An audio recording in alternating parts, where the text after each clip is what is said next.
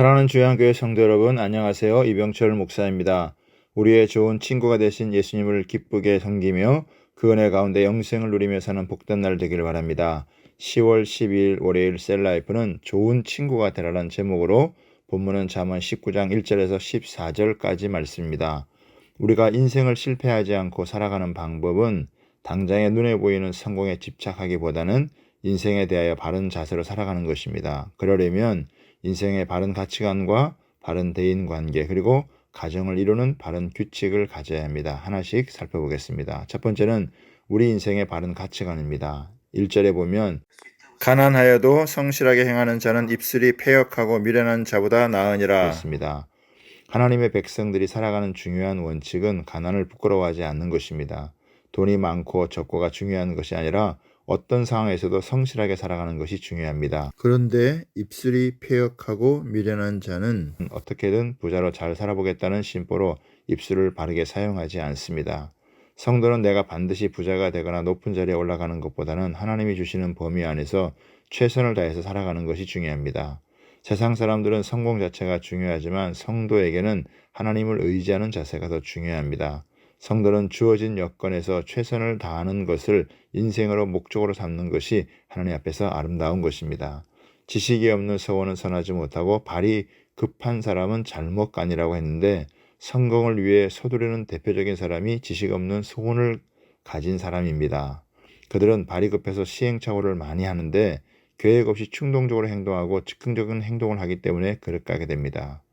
이렇게 하나님의 말씀이 없으면 사람이 미련할 수밖에 없습니다. 그들에겐 길이 굽어 있어서 앞이 잘 보이지 않아 앞을 향해 잘 달려갈 수도 없고 그 길의 끝에 무엇이 있는지도 모릅니다. 그래서 하나님을 원망합니다. 그러나 새 길과 곧은 길은 하나님과 나를 연결시키는 믿음의 길을 갈 때 생깁니다. 사람들은 친구가 많은 것이 성공하는 것이라 생각하지만 진짜 어려울 때 친구라고 생각했던 사람들이 실제로는 아닐 수 있습니다.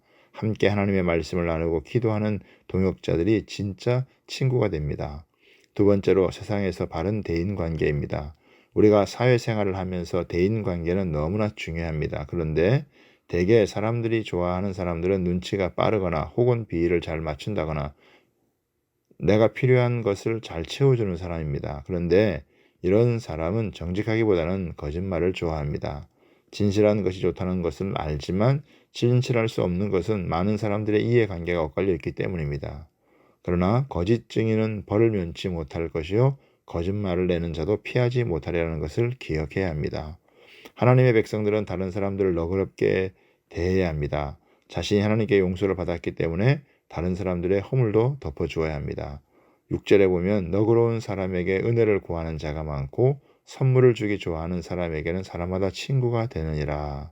사람들은 관대한 사람을 좋아하는 것은 그들이 다른 사람을 공격하지 않기 때문입니다.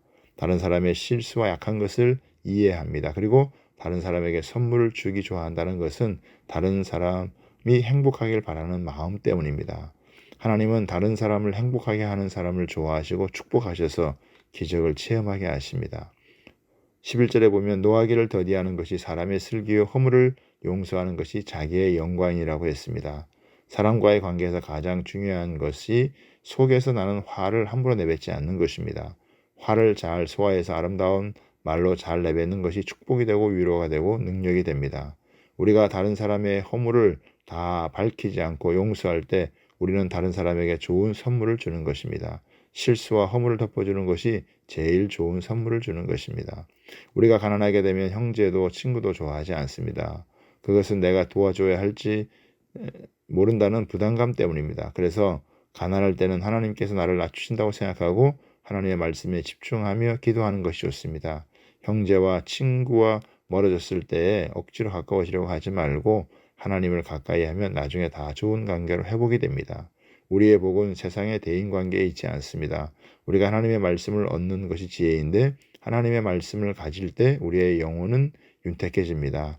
하나님이 나를 회복시키면 다른 사람들과의 관계도 회복이 됩니다. 세 번째로 가정에서의 바른 규칙입니다. 13절에 보면 미련한 아들은 아비의 재앙이요 다투는 아내는 이어떨어지는 물방울이라고 했습니다. 미련한 아들은 자기 할 일을 제대로 하지 않고 게으른 아들입니다. 하나님의 말씀을 제대로 배우지 못했기 때문에 밀어내서 자기 역할을 못하는 아들은 아비의 재앙입니다. 그러므로 자녀들을 말씀으로 바로 가르쳐서 지혜를 얻게 해야 합니다. 다투는 아내는 더 큰 고통을 줍니다. 아내가 자꾸 다투는 것은 불만족스러운 것이기 때문인데 아내는 남편과 정신적인 공감대를 원하기 때문에 귀담아 그 하는 이야기를 잘 들어주면 다툼에서 벗어날 수 있습니다. 신앙적으로 한 마음이 된 아내는 백만대군같이 남자를 도와주어 큰 힘이 됩니다.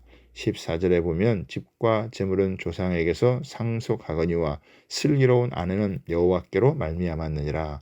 그래서 그리스도인들에게 결혼보다 더 중요한 것은 없을 것입니다. 집과 재물은 조상에게서 상속을 받지만 슬기로운 아내는 부모가 줄 수 있는 것이 아닙니다. 하나님이 주시는 선물이고 자기가 찾아야 하는 보물입니다.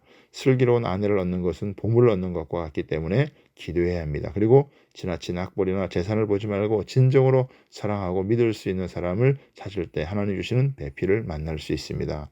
우리는 좋은 친구가 되신 예수님을 만나 행복을 누리는 사람들입니다. 오늘도 주님을 기쁘시게 하고 배우자를 행복하게 하며 이웃에게 좋은 친구가 되는 삶이 되길 바랍니다. 감사합니다.